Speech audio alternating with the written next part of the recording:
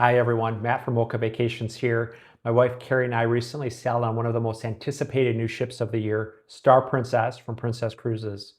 In this video, we're going to give you a review of this magnificent ship, as well as sharing all of our personal experiences, the good, the great, and maybe a couple of things we wish were different.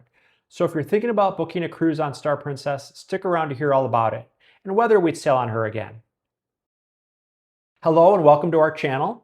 My wife Karen and I are cruise addicts and travel agents. We enjoy sharing real cruise tips, ship tours, and travel fun. If you love cruising as much as we do, make sure you subscribe to our channel and join us on the next journey. All right, let's jump in. Let's start with boarding because first impressions matter. Boarding Star Princess was super smooth for us. We arrived around 11 a.m. and since we paid to have our Princess Medallion shipped to us, we were able to use the green lane. The green lane was short and it moved quickly. There weren't really many people in that green lane at all. However, we did notice the blue lane, which you use if you don't have your Princess Medallion yet. That blue lane was a bit longer and was taking a little bit longer for people to get through it. Fortunately, there were a lot of staff outside helping with luggage, giving people directions, and really the whole process felt organized and calm. Once we went through the check-in process, we quickly walked the gangway and boarded the beautiful Star Princess ship. We could tell right away how modern and open this ship is. Floor-to-ceiling windows, lots of natural light, and everywhere you look, something was happening. We personally took a quick tour of the ship as we headed up to the pool or Lido deck, where we couldn't resist enjoying a pre-lunch snack with the many outdoor food options there. Then we headed down to our actual lunch in the eatery buffet, which is on deck 9. Okay, let's talk food, because food is always a big deal on a cruise, at least to us. Overall, we really enjoyed the food on Star Princess, but there were a few misses, which we'll tell you about here. We ate in the main dining room every night. This was our go-to. We're able to have the same table and the same wait staff. This is great for Carrie because she's gluten-free, and that consistency in the staff means that she can order her food the night before and make sure that she's gluten-free and has a good meal. And the staff was really great about taking care of that. I, on the other hand, have it pretty easy. I don't have any food sensitivities or food allergies, and I can pretty much eat anything I want. So I love the choices in the main dining room, and I thought the food was excellent. Now, full transparency, we did have a couple misses in the dining room. They forgot to bring our salad one night.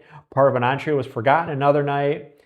And the biggest thing that we've noticed is after sailing on many different Princess cruises is that they just can't seem to get their signature Alfredo pasta correct. In our case, we ordered it twice, gave them a couple tries, and they undercooked it both times, like way undercooked it. Not even al dente, but like where it was, the noodles could barely bend.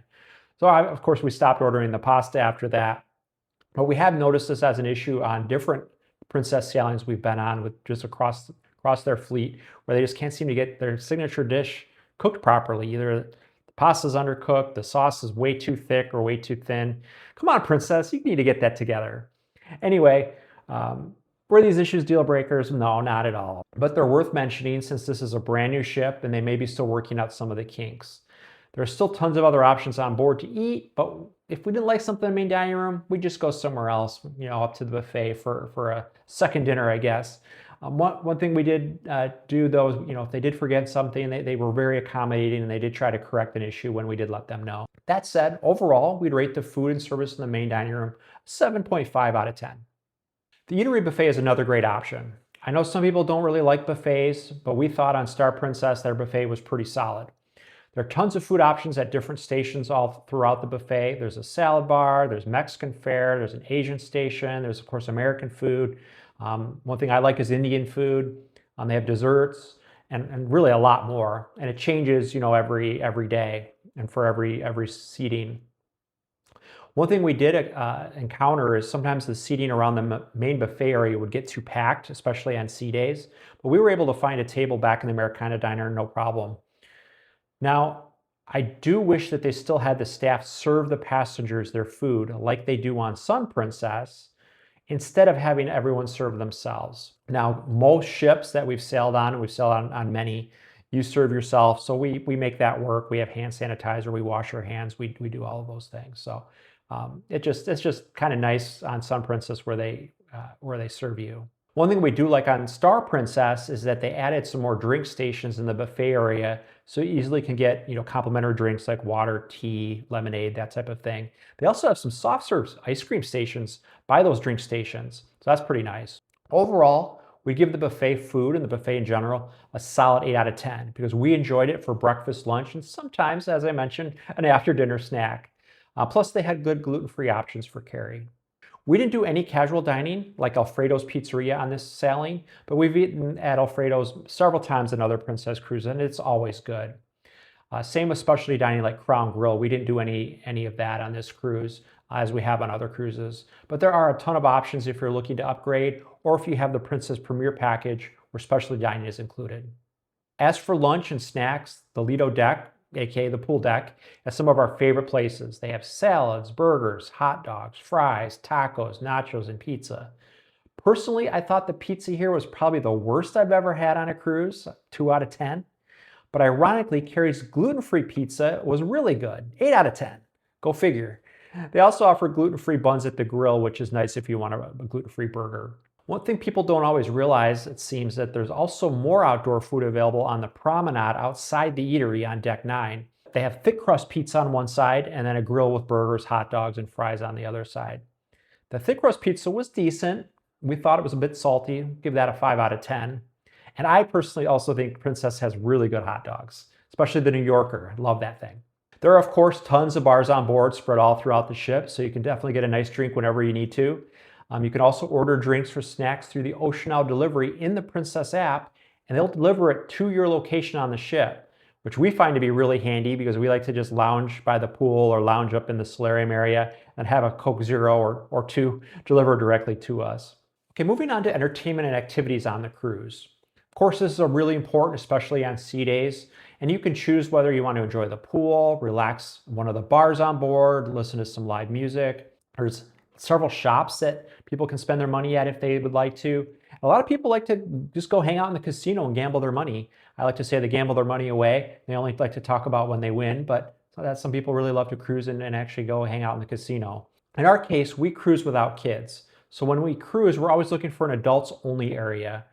While Princess Cruises isn't known for being as family friendly as other cruise lines, say like Royal Caribbean, there are still some kids on boards and fun activities for those kids to do. And while that's great for families, we want to be able to get away from that excitement. One thing we noticed on Star Princess, however, is that there is no clearly marked adults only area. On their sister ship, Sun Princess, the adults only area is at the very forward of the ship, in front of the dome, and there were signs posted. On Star Princess, there were no signs at all designating this as an adults only area. And while this was mostly adults by default, because it's kind of more of a chill vibe there than by the main pool deck, some families did bring their children into this area, including one very vocal child in particular. It definitely would have been preferable to have signs posted that this was exclusively adults only for those of us on board who love this option.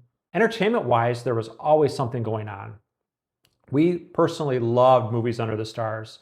There's just something about being outside, wrapped in a blanket, eating popcorn, and watching a movie at sea. We enjoyed Back to the Future and the new Superman movie, which we hadn't seen yet. We saw a strength-based show in the Princess Theater that felt Cirque du Soleil inspired and really impressive. The acrobat show in the Dome wasn't our favorite. The Dome has limited seating, so lots of people have to stand in a crowd to watch the show, which we were standing. In this case, this show had a lot of audience participation, which just really isn't our thing. We'd rather see the performers perform than watch them teach, basically the audience how to juggle. We also saw a lot of performers in the piazza. There's a lot of live music that happens here, but our favorite was this Janice Martin variety show. She could play the violin, play the piano, and sing. She was incredibly talented. She'd even hang from a ribbon from 2 decks up and play the violin, and that was really cool. We know some people don't love the open 3-deck piazza setup because it doesn't have as much seating as, say, the Princess Theater. But for some shorter shows and kind of center of the ship as you're walking by hearing some music, we don't mind that at all. Overall, we'd give the entertainment choices a 6.5 out of 10. They were decent with a couple standouts. From a cabin perspective, we stayed in a deluxe balcony cabin on deck 11, and we'd honestly stay in this location again. It was great. We always prefer balcony rooms. They're our favorite. We love seeing the port from our room. We like having the sunsets and sunrise views, and then opening up that balcony door and getting the ocean breezes and just hearing the ocean while we're at sea. It's just amazing for us. The room itself was a great size for 2 people. The entrance is a little tight with the closet and bathroom right there, but once you're inside, it opens up nicely. And if you don't walk in at the exact same time, it's totally fine. I thought the bed was quite comfortable for a cruise ship bed. We also had an absolutely wonderful cabin steward. Overall, we'd give the cabin an 8 out of 10. And having the cabin on deck 11 was a super convenient location for us. It was kind of mid-aft. We could use the stairs that were right nearby to go down 2 decks to the eatery buffet. It was also great because we were between 2 elevator banks, which made getting around the ship really easy. And then the destination elevators deserve a shout out because they are a game changer on ships like this. You just push the button for the deck that you want to go to. It'll tell you A, B, C, D, E, or F, which elevator to jump on when it comes. And then once you board the elevator, you go right to that deck with only a couple stops maybe along the way. It's so much faster than the regular elevators you see on older ships. And it's a really huge bonus for sailing on Star Princess. And they also have destination elevators on Sun Princess. So as far as our final thoughts, would we sail Star Princess again? Absolutely yes. It's really our vibe. This cruise checked all the boxes for us. It was relaxing. It's a beautiful ship. There was a great crew, great service, solid food options, fun entertainment, and just the kind of calm vibe we love. Were there a few small inconveniences? Sure, but nothing that even came close to ruining the experience. In our perspective, no cruise is perfect. So we're big believers in pivoting and going with the flow, especially on cruises, and overall the ship delivered exactly what we were looking for. We had an idea of what sailing on Star Princess would be like because we sailed on her sister ship Sun Princess twice because we loved it so much both times. Overall, we feel that sailing on Princess in general is a really good value, and it's been a great experience for us, so it's one of our go-to cruise lines. Because at the end of the day, life really is better when you're cruising. Please let us know in the comments what your favorite thing about Star Princess is. Would you sail on her? Do you have any questions about the ship? Let's chat. Happy cruising, friends.